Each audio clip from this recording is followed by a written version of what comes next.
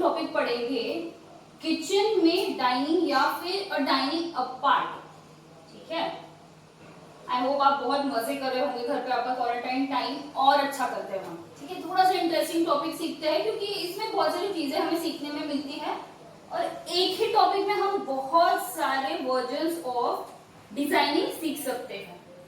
Now अभी मैं आपको बताती हूँ कि हमने किचन के अर्गोनॉमिक्स देख लिए।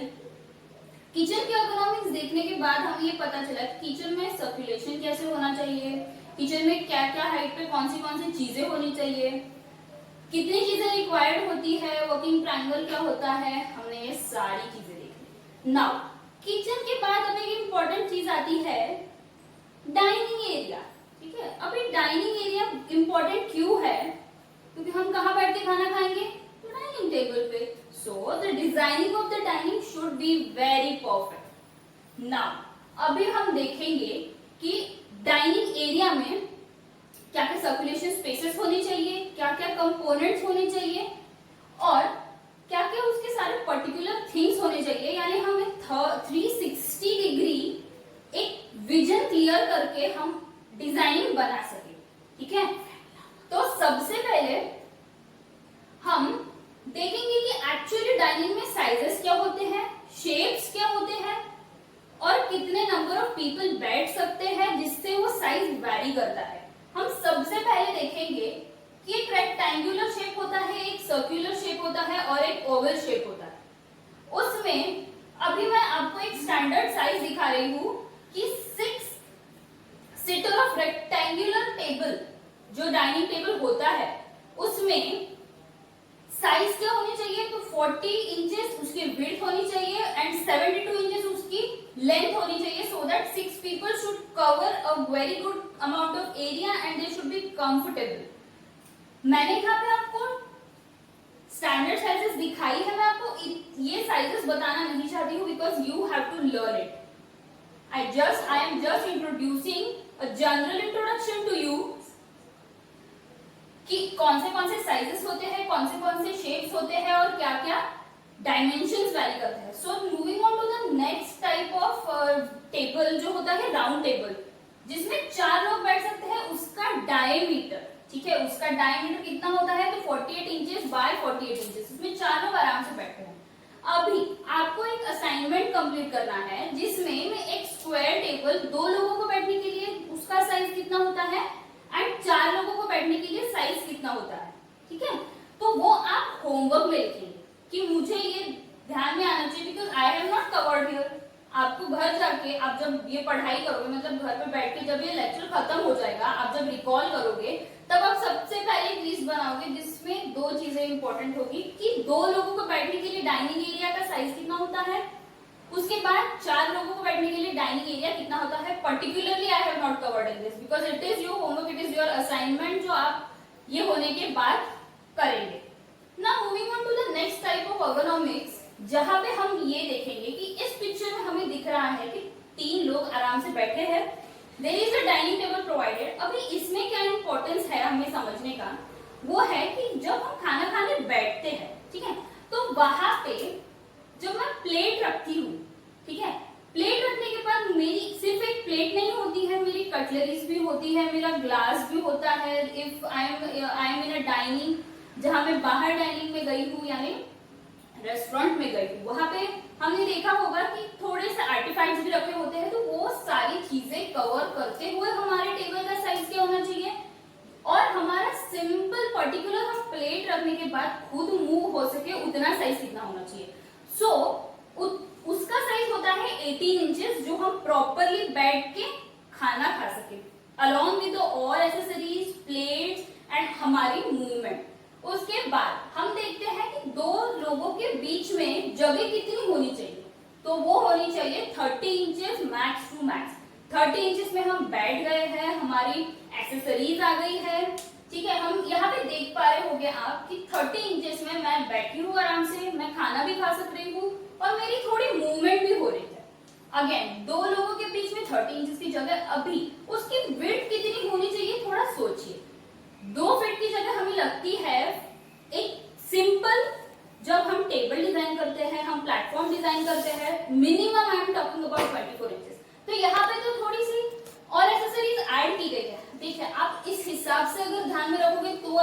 दिमाग में स्टैंडर्ड्स ध्यान से बैठेंगे कि जब मैं 27 इंचेस बोल रही हूं तो ऑब्वियसली मेरा 24 इंचेस से वो ज्यादा होना चाहिए, बिकॉज मेरी यहाँ पे अवेलेबिलिटी एंड यूटिलिटी ज्यादा है.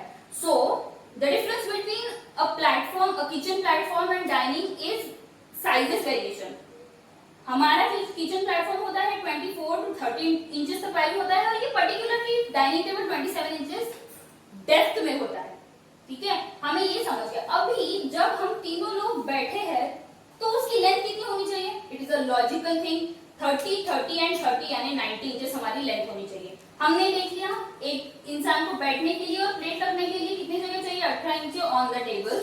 उसके बाद 27 इंचेस की विड्थ होनी चाहिए, लेंथ होनी चाहिए 90 इंचेस. अभी moving on to the another concept. अभी हम समझते हैं कि हमने डाइनिंग देखा, ये तो सिर्फ घर का है. अभी हम घर पे ओके 4 लोग हैं, 5 लोग हैं, 6 लोग हैं.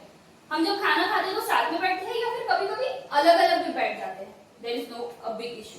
लेकिन जब हम रेस्टोरेंट में जाते हैं, कैफेज में जाते हैं, तो वहां तो डाइनिंग ही होता है ना. हम तो वहां पे खाने पीने के लिए ही जाते हैं.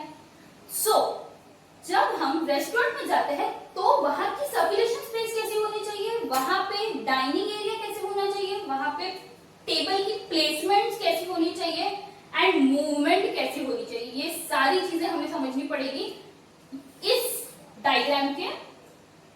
इससे हम अभी समझेंगे कि वहां पे सपोज मैं 4 लोग हम गए हैं डाइनिंग में. Okay, dining good dining restaurant, fine dining restaurant. ठीक है, तो वहां पे थोड़ा सा लैविश, थोड़ा सा अच्छा फर्नीचर डिजाइन होता है. तो उस डिजाइन के हिसाब से अभी हम देखेंगे कि एक सिंपल रेस्टोरेंट में जब हम खाना खाने जाते हैं तो वहां पे कैसा अर्गोनॉमिक्स होता है. तो आप पहले समझ लीजिए कि वहां पे कंपोनेंट कितने हैं. एक तो है कस्टमर, एक है वेटर, और एक ऐसे व्यक्ति होंगे जो आना जाना कर रहे होंगे. फॉर एग्जाम्पल कस्टमर्स का खाना हो गया, वो जा रहे हैं. For example customers are entering and third जो कस्टमर बैठे हुए हैं. यानी मुझे बहुत सारे मूवमेंट की जरूरत है वहां पे. अभी मुझे ये ध्यान देना पड़ेगा कि जब मैं बैठ गई हूँ टेबल पे, यानी 4 लोग हम बैठ गए हैं, तो बैठने के बाद मुझे ये ध्यान रखना पड़ेगा कि मैं जब पीछे अपनी चेयर लूं तो उसके बाद एक इंसान जा भी सके, आ भी सके, और उसके बाद थर्ड टेबल भी स्टार्ट होना चाहिए. यानी I should not disturb any kind of circulation space, any kind of movement which human beings are doing there. So हमें ये ध्यान में रखना है कि जब भी हम टेबल चालू करते हैं, ठीक है, टेबल के बाद हम बैठते हैं. बैठने और हमारे बैठने के लिए 16.5 से 17.5 इंच की जगह लगनी चाहिए. हम जब टेबल में बैठने के बाद चेयर अंदर करते हैं. ठीक है, ये आपको डायग्राम से बिल्कुल क्लियरली समझ जाएगा. बस आपको इतना ध्यान में रखना है, जब आप प्लानिंग करोगे तो ये सारी चीजें आपके ध्यान में आएंगी. अभी suppose I am a waiter. ठीक है, मेरे सामने एक टेबल है, मैं यहाँ पे खड़ी हूँ, तो मुझे फिर से कितनी जगह लगेगी? 17.5 इंच की जगह लगेगी. अब मैं यहाँ पे खड़ी हूँ, लेकिन मैं पूरा रास्ता ब्लॉक तो नहीं कर सकती हूँ. मेरे पीछे से लोग आना जाना कर सकते हैं. There are N number of tables, there are more than 5 or 6, और there are N number of waiters who are roaming here and there. So जब मैं खड़ी हूँ, आई एम वन वेटर, मेरे पीछे से एक वेटर को या फिर किसी पैसेंजर को जाने के लिए कितनी जगह होनी चाहिए? तो दैट शुड बी 36 इंचेस. ठीक है, जब मैं कोई खाना लेके जा रही हूँ या फिर मैं ऐसे ही फ्लो ही जा रही हूँ, तो मेरा हाथ कहीं भी नहीं लगना चाहिए, मैं कहीं किसी से टकरानी नहीं चाहिए. किसी को विदाउट डिस्टर्बेंस जाना है तो मेरे 36 इंचेस का क्लियर पैसेज मुझे चाहिए. 36 इंचेस यानी 3 फीट होता है. अभी हम देखेंगे कि टोटल विड्थ, यानी मैं यहाँ साइड बैठ गई, बीच में टेबल है, फिर से एक थर्ड पर्सन बैठा है, तो उसकी विड्थ कितनी आनी चाहिए? 65 to 80 inches. 80 inches maximum, 65 inches से कम हम नहीं जा सकते. अभी हम बात करते हैं लेंथ. लेंथ कितनी होनी चाहिए? 48 इंचेस टू 54 इंचेस तक. Now moving on to the next and important type of ergonomics, जो है हमारे डाइनिंग टेबल की हाइट. अभी ऐसा तो नहीं है कि हम सिर्फ प्लान के बारे में सोचेंगे, नहीं, हम सोच रहे हैं एलिवेशन के बारे में भी, यानी टेबल सामने से कैसे दिखेगा, उसकी हाइट कितनी होती है. जब मैं कंफर्टेबली बैठूं तो मेरे पैर को, घुटनों को वो नहीं लगना चाहिए. सॉरी. तो उसकी हाइट 27 इंचेस टू 30 इंचेस तक वैल्यू होती है. 30 इंचेस इज मैक्सिमम, जहां पे मैं एक हाइटेड इंसान भी बैठ के आराम से खाना खा सके, ताकि he should be very comfortable in moving, in eating, laughing and everything in his every moment I am telling you। उसके बाद जब मैंने विड्थ देख ली, अभी बहुत इंपॉर्टेंट है कि मैं इसकी हाइट बता दूं आपको, जो कि मैंने बताई है आपको 30 इंचेस तक मैक्स होता है जहाँ पे हम कंफर्टेबली बैठ के खाना खा सकते।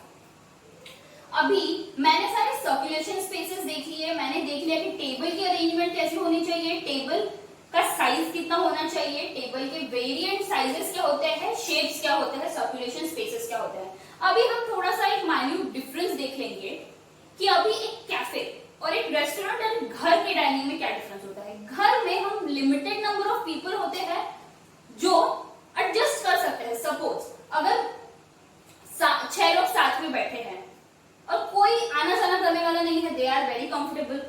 सपोज 4 लोग भी बैठे और 2 लोग आना जाना कर रहे हैं, तो हमारा सर्कुलेशन उस हिसाब से होना चाहिए। यानी घर के डाइनिंग में लिमिटेड नंबर ऑफ पीपल होते हैं एज कंपेयर टू हम जब डाइनिंग एंड कैफेज में जाते हैं। कैफे इज एरिया जहाँ पे आप थोड़े टाइम के लिए जाते हो, खाना खाने के लिए नहीं, but for the snacks and for गपशप विथ योर फ्रेंड्स।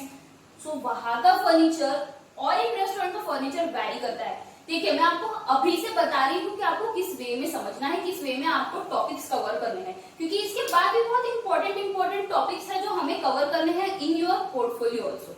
तो आप ये समझ ले कि कैफे का फर्नीचर कैसे होता है, कैफे के सर्कुलेशंस कैसे होते हैं, कैफे में कितने लोग कितने टाइम के लिए आते हैं, रेस्टोरेंट में कितने टाइम के लिए आते हैं। ऑब्वियसली जब मैं रेस्टोरेंट में खाना खाने जाऊंगी तो मुझे खाने में ज्यादा टाइम लगेगा ना as compare to eat the snacks. इसीलिए कैफे का रश थोड़े टाइम के लिए होता है, थोड़ा कम as compare to restaurants.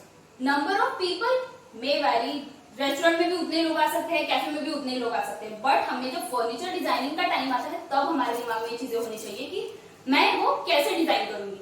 Now it is all clear cut to you. अभी मैंने एक किचन लेआउट बनाया है, ठीक है। आप किचन लेआउट कैसे बनाओगे, मैंने आपको एक रेफरेंस भेजा हुआ है या फिर मैं आपको अभी भेज दूंगी ना। अभी ध्यान से देखिए कि जब भी मैं प्लान बना रही हूँ, ठीक है, तो मैं प्लान में क्या क्या चीजें इनकॉर्पोरेट करूंगी, तो मैं क्या चीजें इनकॉर्पोरेट करूंगी कि मुझे क्या क्या दिखानी है। अभी रिकॉल कीजिए कि हमने किचन में क्या पढ़ा था। अरे हाँ, हमने क्या पढ़ा था, तो प्लेटफॉर्म पढ़ा था, वर्किंग ट्रायंगल पढ़ा था, उसके बाद ओवरहेड कैबिनेट्स पढ़े थे, and now we are adding a new component which is dining unit. अभी डाइनिंग के पास आपने देखा होगा कि आपके भी घर पे जो भी बर्तन होते हैं, क्रॉकरी होती है, कटलरीज होती है, वो रखने के लिए एक स्पेशल एरिया डिजाइन किया होता है या फिर एक स्पेशल फर्नीचर डिजाइन किया होता है, उसे कहते हैं हम crockery unit. Yes, you are introducing a new component in your layout which is a crockery unit. Okay, इसमें आपको एकदम क्लियरली समझ में आ गया होगा कि जो भी हम बर्तन या फिर प्लेट्स या फिर क्रॉकरी जितनी भी यूज करते हैं, जो हमें चाहिए होती है सिर्फ ऑन अ पर्टिकुलर टाइम, कि मैं खाना खा रही हूँ तो मैं प्लेट्स निकालूंगी, ठीक है, वो मैं ट्रॉलीज में नहीं रख सकती हूँ। कांच के बर्तन है, ऑब्वियसली मैं ट्रॉली में नहीं रखूंगी, मैं स्पेशल पर्टिकुलर यूनिट में रखूंगी, तो उसे क्या कहेंगे हम, क्रॉकरी यूनिट कहेंगे। नाउ जब हम प्लान बनाते हैं तो हमें क्लियरली सारी चीजें मेंशन करनी है कि ताकि सामने वाला फॉर एग्जांपल हमारा एग्जामिनर है, उसे कंफ्यूजन ना हो कि भाई हमने बनाया क्या है। इसीलिए हम सारी चीजों का नोमेनक्लेचर्स देंगे। फर्स्ट हम देंगे कि देखिए यहाँ पे आपको एक ओवरहेड यूनिट दिख रहा है, तो एक ओवरहेड यूनिट को हम लिखेंगे कि it is a overhead unit. उसके बाद लिखेंगे there is a chimney. Okay, ventilation vent है तो हम इसे लिखेंगे चिमनी। मैंने यहाँ पे बर्नर भी दिखाया है because yes nowadays inbuilt burner आते हैं जो थोड़े बड़े साइजेस में होते हैं, जो जब हम ऊपर से देखते हैं तो चिमने से कवर नहीं होते हैं। सो मैंने यहाँ पे चिमनी दिखाई। उसके बाद मोस्ट इंपॉर्टेंट मैंने यहाँ पे सिंक दिखाया है। You also have to show because you remember हमने वर्किंग ट्रायंगल पढ़ा था। वर्किंग ट्रायंगल में हमने देखा था what is a working triangle, it is a triangle between a refrigerator, a sink and a burner. ठीक है भैया, मैंने यहाँ पे सिंक बना दिया, मैंने यहाँ पे ड्रेन बोर्ड बनाया है, आप यहाँ पे चॉपिंग बोर्ड भी बना सकते हो, it all depends on your design. मैंने यहाँ पे आइलैंड किचन दिखाया है because I wanted to show some variety. उसके बाद मैंने यहाँ पे दिखाया है refrigerator which is very nearer to the dining table also and very nearer to the platform. अभी मैंने प्लेटफॉर्म को भी प्लेटफॉर्म एज नोमेनक्लेचर लिखा हुआ है। यहाँ पे मैंने ओपनिंग लिख दी हुई है to enter into the kitchen. उसके बाद मैंने लिखा हुआ है कि yes it is a crockery unit. Now I have all completed with the plan, जहां पे मैंने फ्लोरिंग दिखा दी है, हैचिंग दिखा दी है। और now I am moving to the sectional elevation. Sectional elevation में मैं क्या दिखाऊंगी? Now mark my words, what I am using is sectional elevation. बच्चों सेक्शनल एलिवेशन, सेक्शनल एलिवेशन यानी मैं एक सेक्शन कट कर रही हूँ जिसमें प्रॉपर सारी चीजें कटेंगी। तो हम देखते हैं कि सबसे पहले जब मैं वर्टिकल सेक्शन देख, अभी आप अपने रूम को थोड़ा सा निहारिए कि जब मैं ऊपर देखती हूँ तो मुझे सबसे पहले क्या दिखता है? सीलिंग दिखती है। लेकिन थोड़ा सोचिए, सीलिंग मैंने क्यों दिखाई है? To hide the slab. So जब भी मैं फर्स्ट सेक्शन कट करूंगी तो सबसे पहले मुझे क्या दिखेगा? स्लैब।